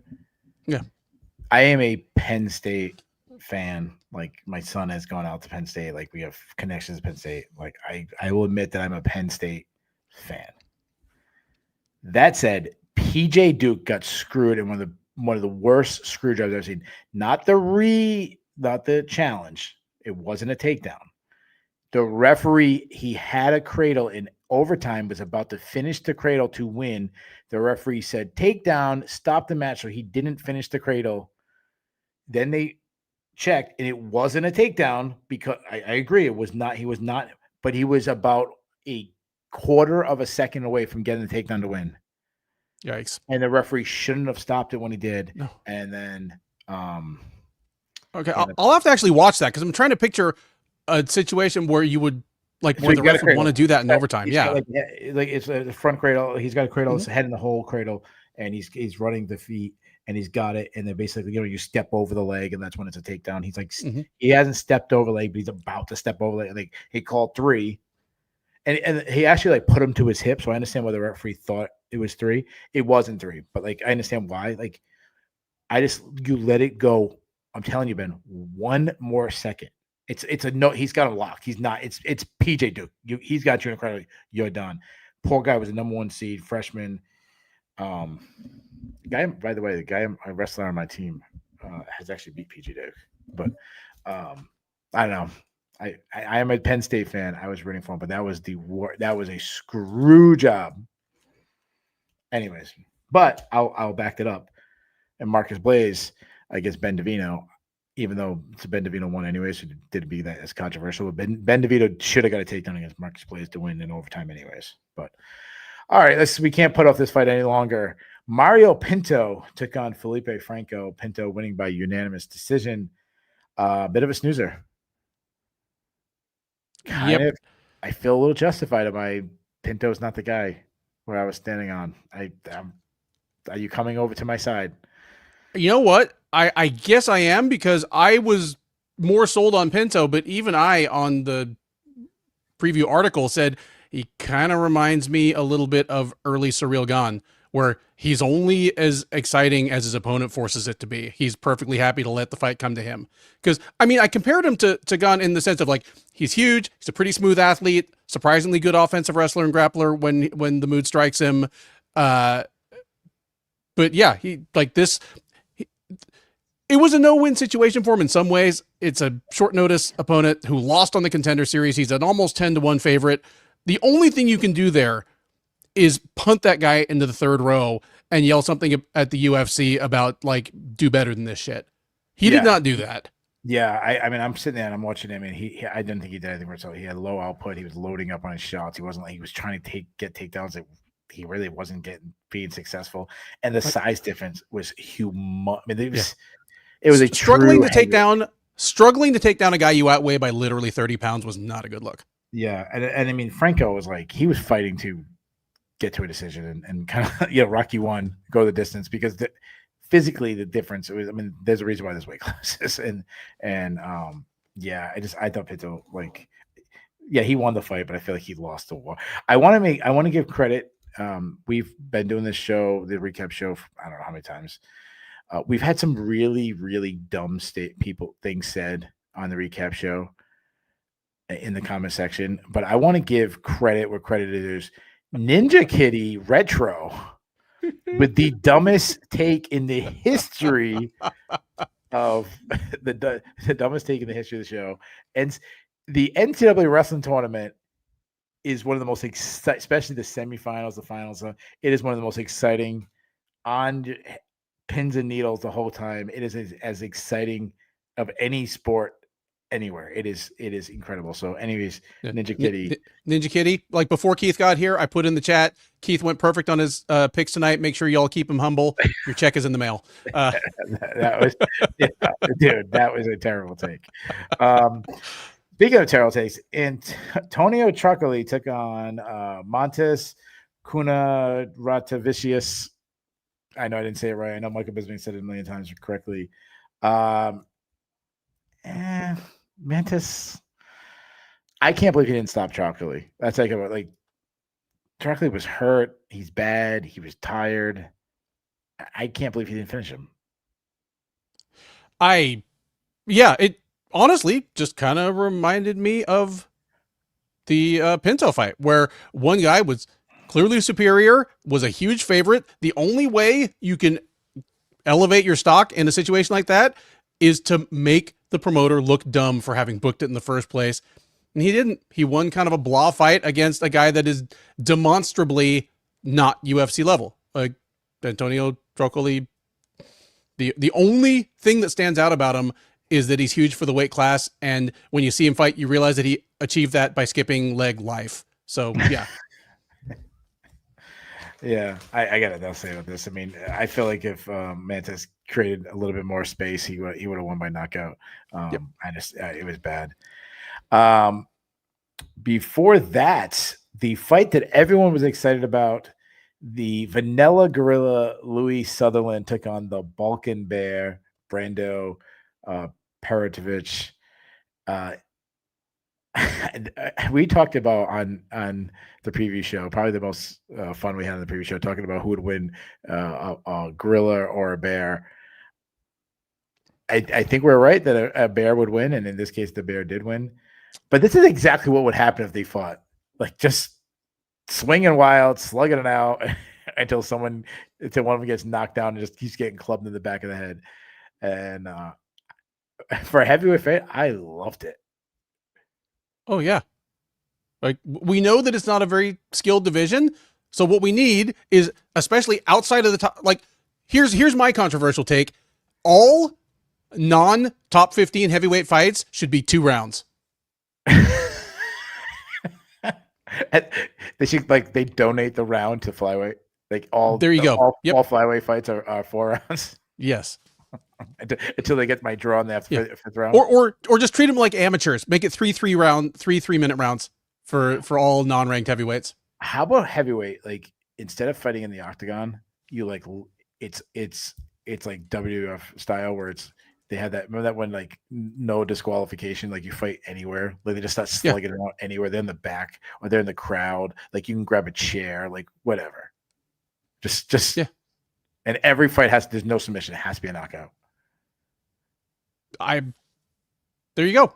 One thing about stylistic, I know this was slugging. One thing that, joking all aside, that Perotovich did good when he got the clinch and he used his size. He had such a height advantage. I think it was smart to go to the clinch, and then obviously once he got the clinch, it was a wrap.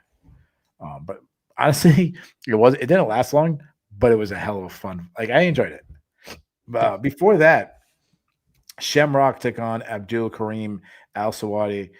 Al-Sawadi winning by unanimous decision. I will be dreaming tonight of Safe Sayu screaming, "Left, left." He just screamed left for 15 minutes straight.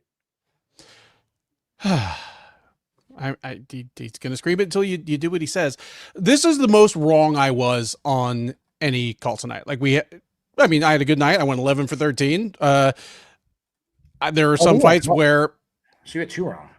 Yeah, both times we disagreed, you were right. You took Wood in the upset, and I took Keita.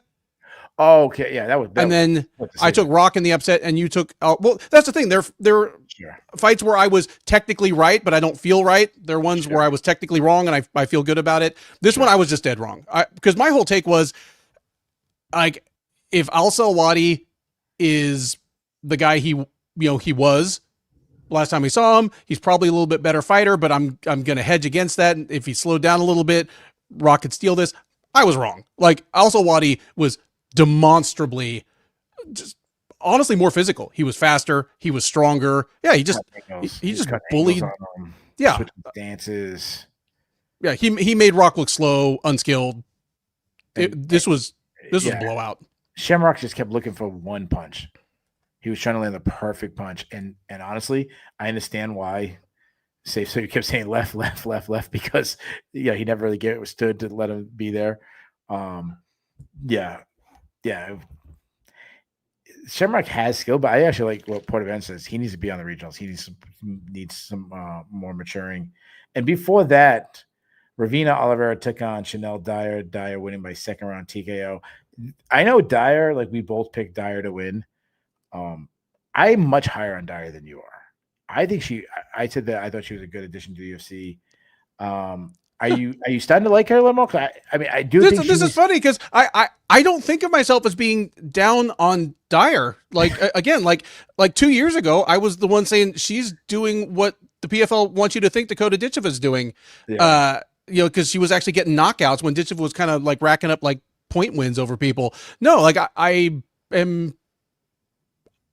was impressed by Dyer. I expected her to outclass Oliveira, but for this thing to make it to the end, but no, like Dyer's power and kind of killer instinct of just taking over the fight on a night that we had so many fights where one fighter was clearly superior and just let things drag out or let things be closer than they needed to by not taking charge of the fight, not engaging in that old cliche like I'm going to impose my will.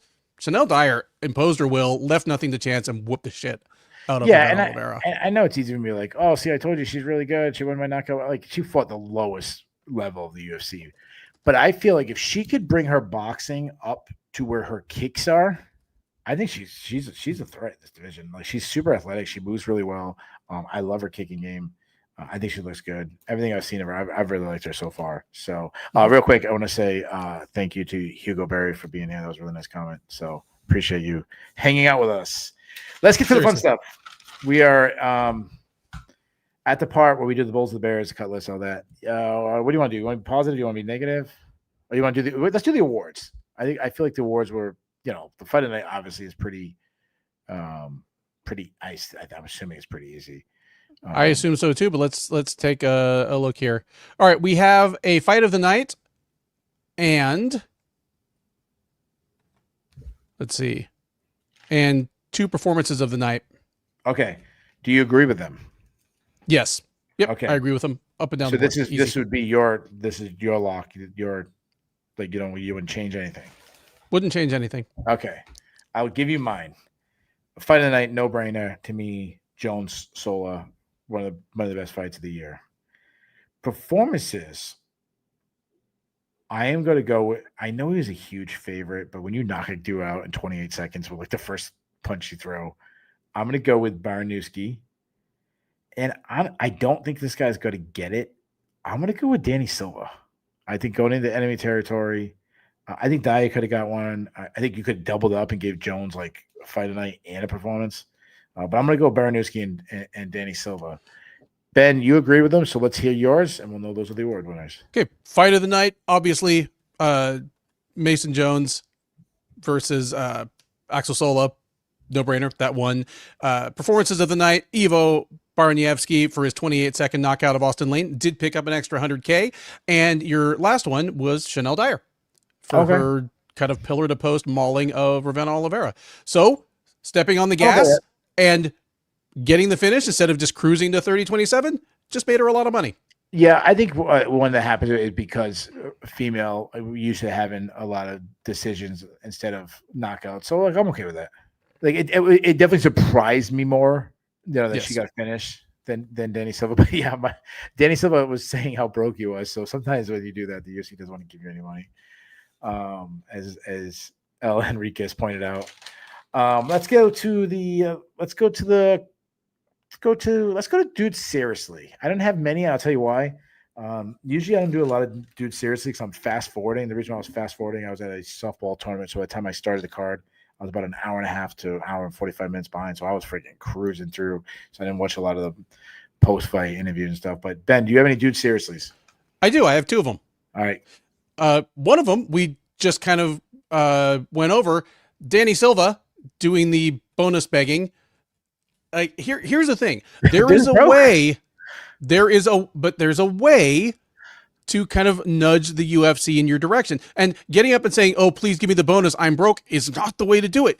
Here's the thing. He already knows that he's getting a finish bonus because that's part of the new deal with so all you need to do is say, "Thanks. I'm so glad that we're doing the finish bonuses now. I can really use it. Like, I've got all these things going on." Then The crowd loves you. The UFC loves you. And it makes it a good story when they give you another bonus instead of making it a bad story when you're basically complaining about your base pay.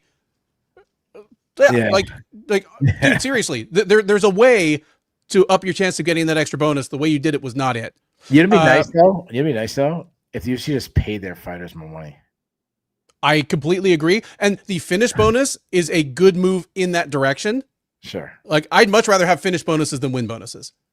Because until the guy goes, the guy who's, you're beating, you're on top of me, but I'm like, I'm not gonna get finished. And it's like 20 seconds like you're about to win. And I go, dude, you're about to get 100K if I let you tap me out. Split it 50-50. How about 70-30? I don't give a shit. My other dude seriously, I mean, I could have made this the dude seriously Michael Bisping show tonight. Oh, like, he's so bad. He's so bad.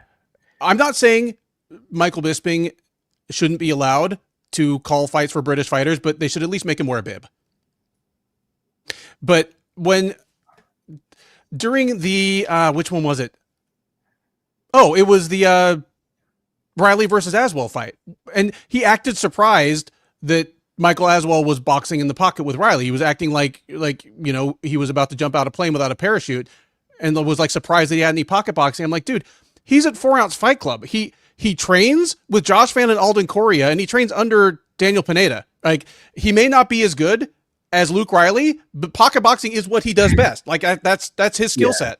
Luke Riley's not a prime Mike Tyson either. Like, relax. Yeah, like tell me you didn't do your prep for this card without telling me you didn't do your prep for this card, Mike. In fairness, he got the Mantis guy's name perfect, so I'll give him credit for that. All right, I got to tell something real quick to the people. Okay.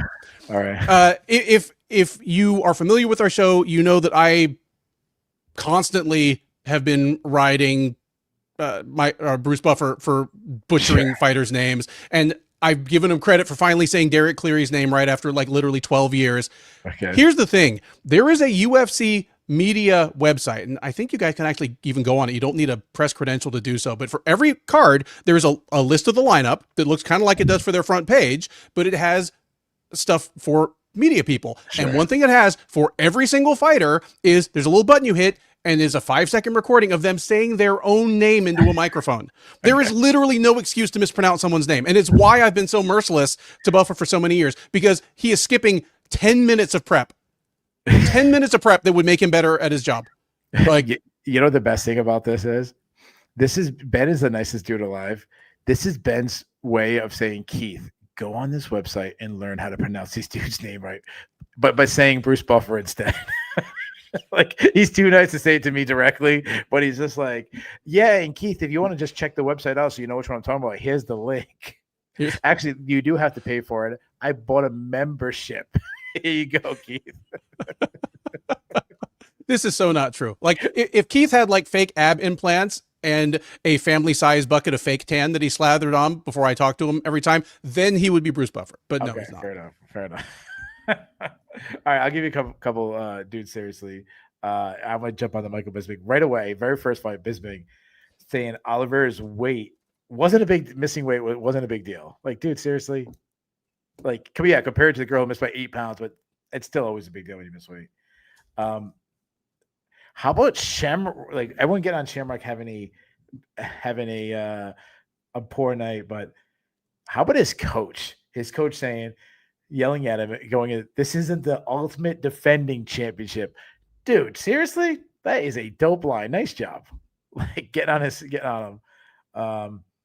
And the Baltic Bear, Brando Perchis, said if he won the bonus, he'd be giving away 100K to his followers.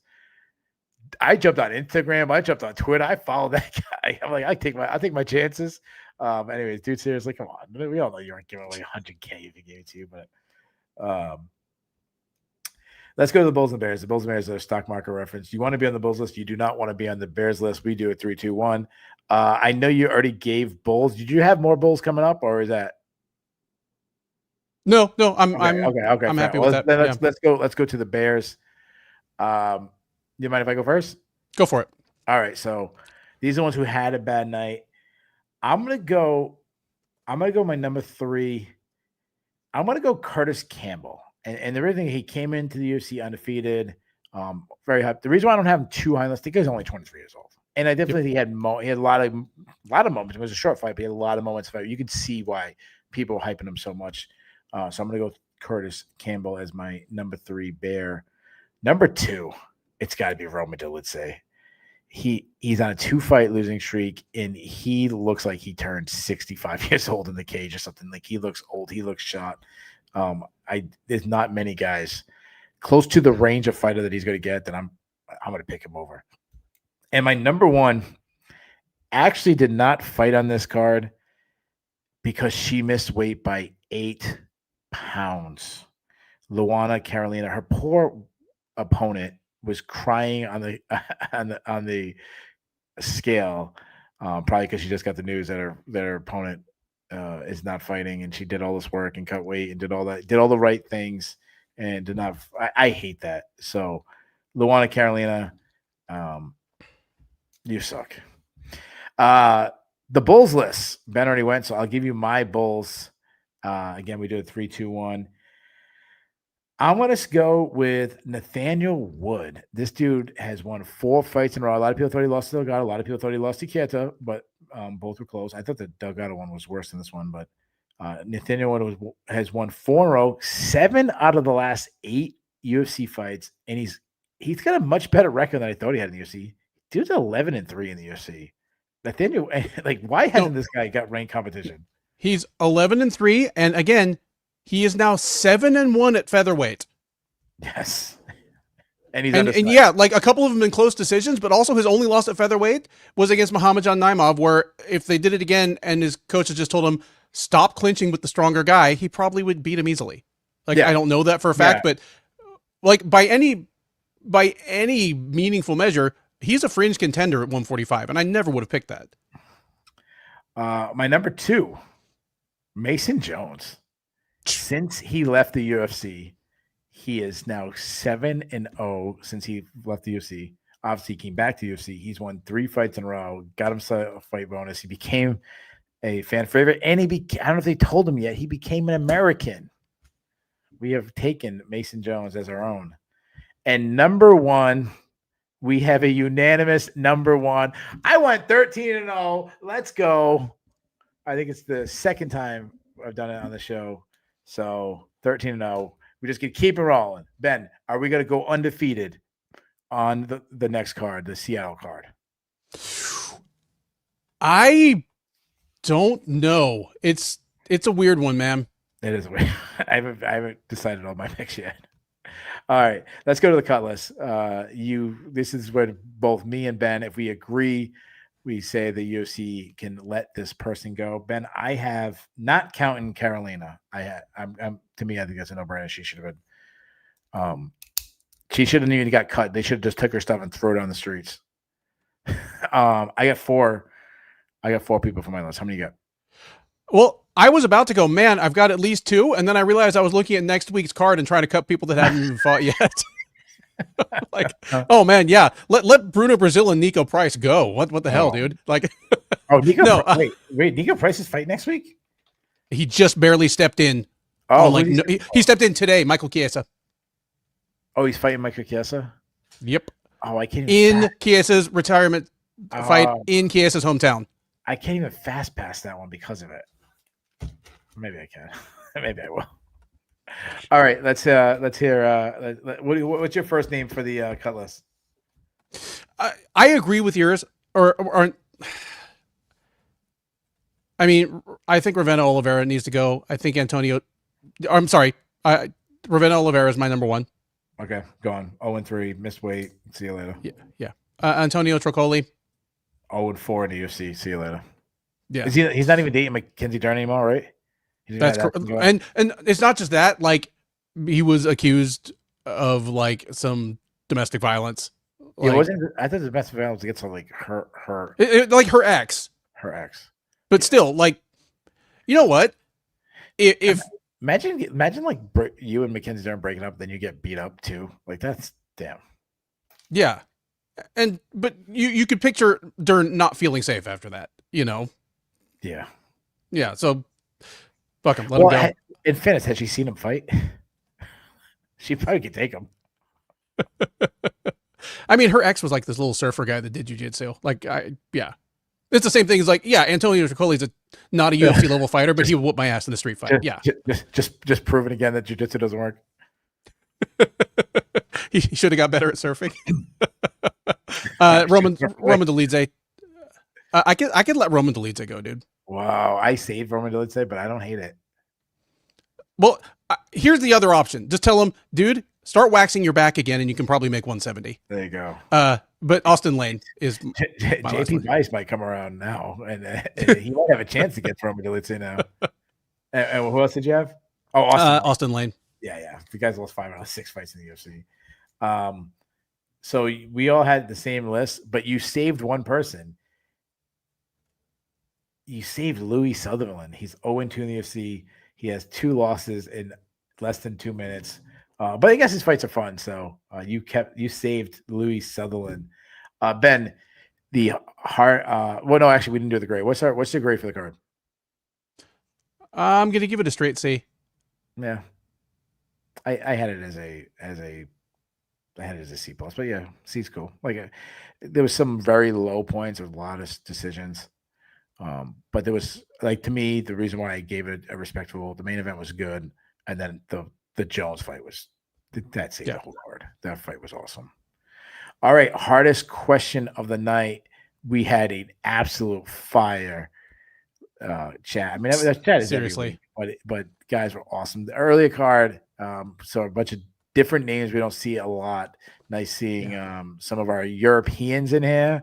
I know John Butterfield was in here pretty late. Yep. Porter Baines is here. A bunch of people. Anyways, so who's your listener of the night? Well, understanding that Borshik is not allowed to win anymore. Iman Report is not allowed to win anymore. This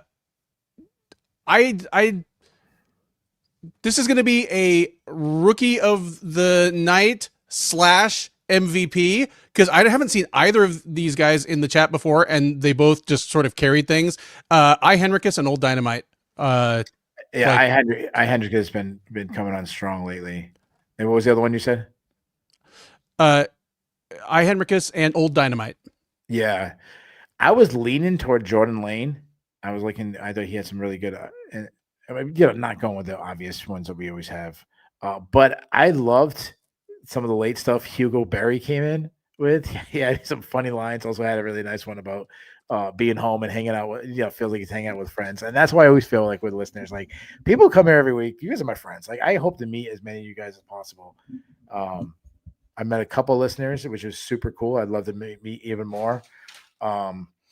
So anyways, guys, we have covered the card. The dream team is back. They thought we split up. It is not true. We are back. Last week, me and Dev, dude, he's such a great dude. Me and Dev, we finished the show. I remember being like, I gotta go to bed early. It's something going on the next morning. How much longer did you talk to Dev? We talked for another hour. Dude, every time. Dev is a super easy guy to talk to, and I mean that in a good way. Yeah. Anyways, and then obviously Dane is always super to jump on. You know who I got to get on the next time you can't do a show? I got to get Adam Duffy. Shillen and Duffy show needs to be complete. I need to get Adam Duffy on. Make sure you reach out to him and tell him that. But anyways, I will do. Thank you guys so much for chatting up. Thank you for everybody. Nobody spoiled the NCAA wrestling, which I'm about running to my TV to get on. It's honestly my favorite time of the year. It's like Christmas for me. And we will be back. UFC. I gotta do a whole nother fight now because you threw that on me, breaking down Kiesa, and I might fast pass that one. Anyways, we'll be back. UFC Seattle card, giving you all our picks for that, and then we'll be back a week from now to recap. Thank you guys so much. Make sure you go to Sherdog.com, check out all that stuff. Subscribe, do all that. Guys, let's get the preview. The numbers of the previous show has actually dropped a little bit. I know that. Let's comment, let's share, let's do all that stuff for us. All right, guys. See you next week.